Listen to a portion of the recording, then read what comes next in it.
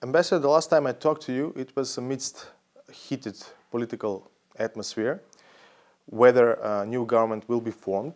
When you said to me that one of the first tasks for the new government should be to free Macedonia from, as European Commission said, state capture. After 100 days of the current government in office, what is your assessment? Well, I think it's a really important question. State capture, in the way that the European Commission described it, is a very complex problem, and it reaches into every corner of the establishment, every corner of society. So dealing with that is absolutely directly related to the wider question of moving reforms forward. It also means that it takes a very long time to deal with it. There is no magic button that somehow stops state capture. So this is something that's going to go on for a while, and the first 100 days of the new government's existence is perhaps too early really to make concrete judgments of that. But the new government has expressed their absolute determination to deal with it, and that's a good start. One of the key recommendations from the international community in the past period was the wiretap scandal needs to be cleared.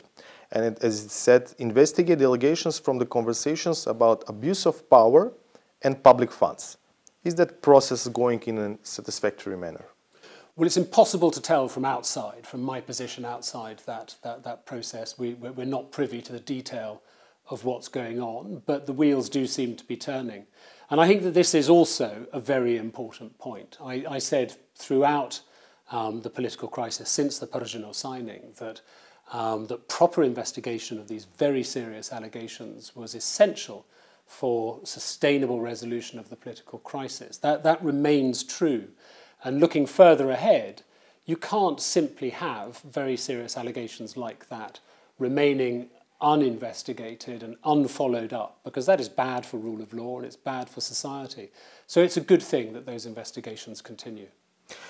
How do you assess the role of the opposition in the past few months? On one hand, Varmar Doproman has said that it would change its attitude towards the international community and to the ethnic Albanians. But on the other hand, they formed 10 MP groups, thereby prolonging and blocking the parliamentary procedure for some main questions.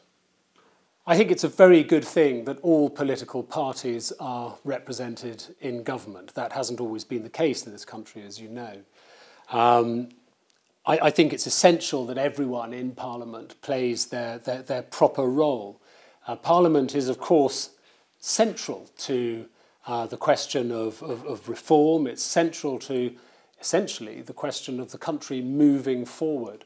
So it is very important that all representatives in Parliament and all the parties represented there play their proper role, not just according to the letter of the rules and regulations, but also according to the spirit. That is really important. Regarding Macedonia's foreign policy, the new government is promoting a new approach, a new policy towards its neighbors. Could this, along with the potential outcomes of the reforms, unblock the EU-Atlantic integration of Macedonia?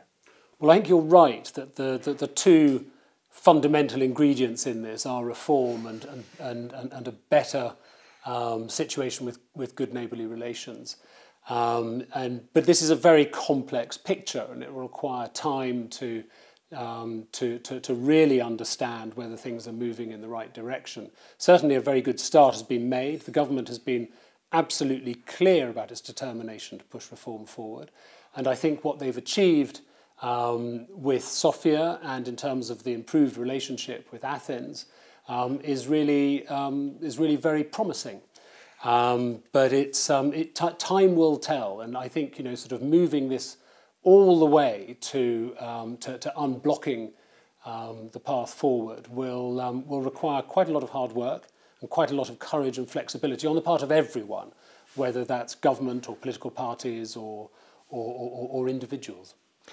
What is your view on the formula that is promoted by Prime Minister Zaev, Macedonia to become member or to get invitation to become member of NATO under the provisional designation, and the name issue to be solved in the period of the ratification process of the accession protocols in national parliaments?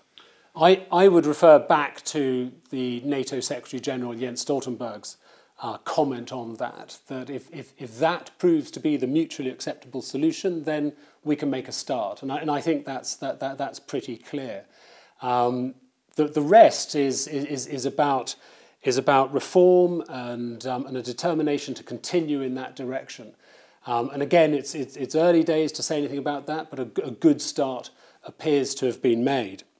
I think the only other thing I'd say on that is that it's fantastically encouraging after the stasis, such a long stasis during the political crisis, to be able to talk constructively and positively about realistic chances of taking this forward. Tomorrow, Foreign Minister Dimitrov will be going to Foreign Office in London. What can we expect? What Macedonia can expect from this visit? Well, I think you can expect a lot of very positive news coming out of that visit.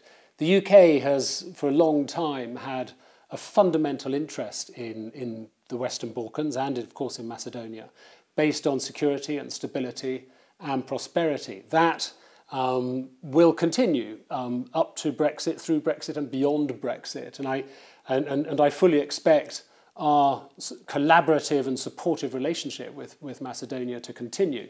And I think that the fact that the UK is hosting the Western Balkans Summit in 2018 to follow up the summit in Trieste and the ones before that is a very good illustration of how committed we are to this region as well as to Macedonia. So there's a lot to talk about. Mr. Dimitrov will have a meeting with the Minister for Europe and the Americas, Sir Alan Duncan, who is here in Skopje in February. And they'll be talking about these interests and how our two countries can work together to pursue them. The Minister, Mr. Dimitrov, is in London to speak at the Westminster Foundation for Democracy. So he'll also be speaking there about Macedonia's view of the new situation. Ambassador, thank you very much. It's a pleasure.